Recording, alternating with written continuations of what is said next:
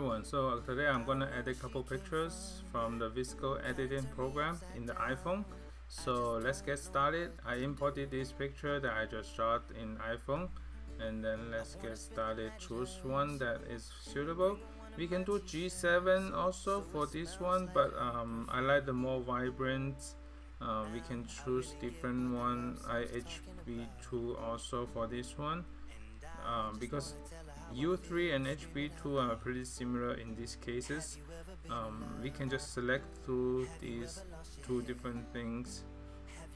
I think the E5 is cool too, so if we do it slightly 50% in here and increase the highlight save, increase the sharpness, reduce the exposure a little bit, increase the contrast one more time. So that's the E5. So let me save one copy of the E5 first, and then let's do the HB2 so that we have two different variety of the same set. So HB2 is more high contrast in this case.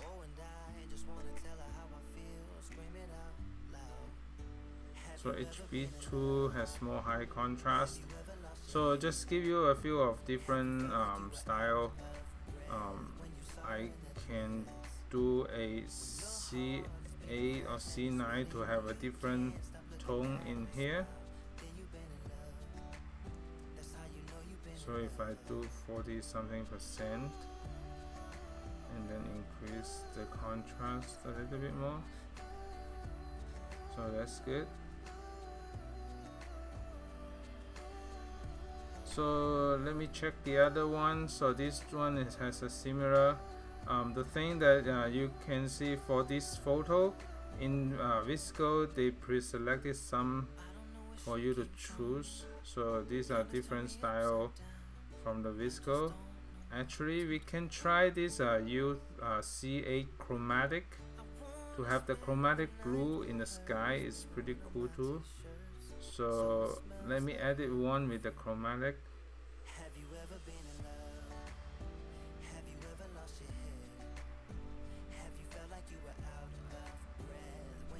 I'll leave it like this.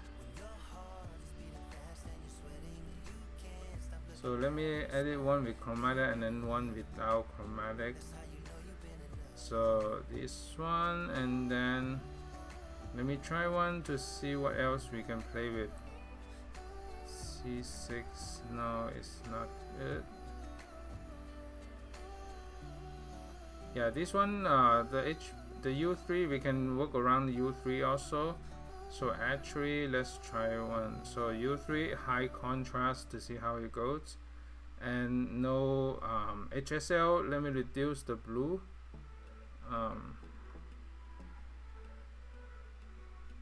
And then sharpness, increase the contrast. So that's pretty good too. Chromatic and different U3 also, so I can paste it these two.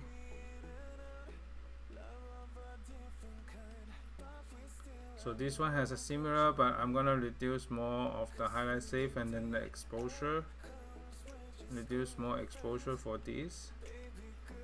Okay, so that's good.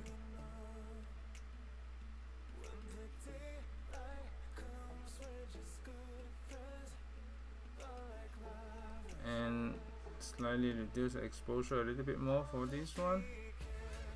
So that's good. And then the next one, I can do a paste to see how it goes for the U3.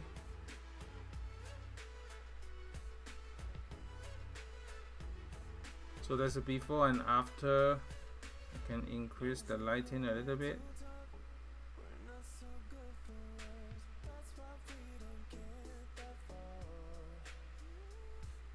Slightly adjust the cropping. Save it. And then this one, let's see, what was this?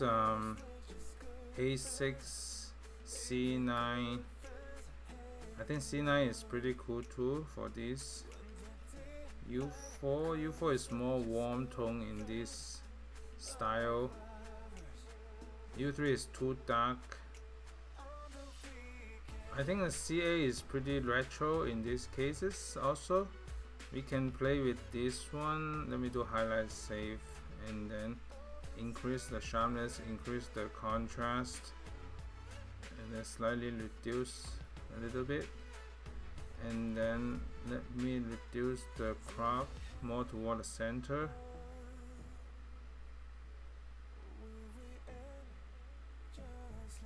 So this is good too. So let me, okay, I'm back. So let me edit the last one. So let's see what else. We can do C8 also, is more colorful. You can see the difference in these two.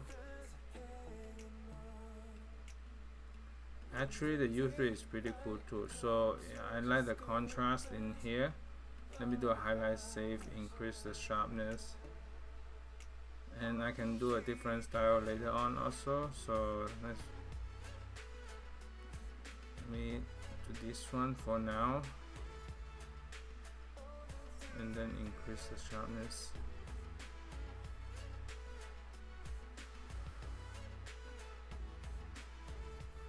And the last one I want to filter the C8.